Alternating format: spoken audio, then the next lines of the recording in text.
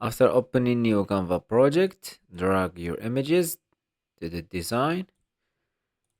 Let's drag the second one, adjust the size, and go to apps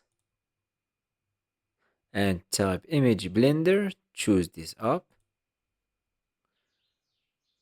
click fade, linear, and adjust these points for the blending that you want. Let's make the blending from this side, decrease the strength,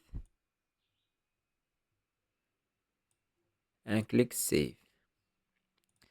And you can adjust the position after. You can adjust the position of the background as well.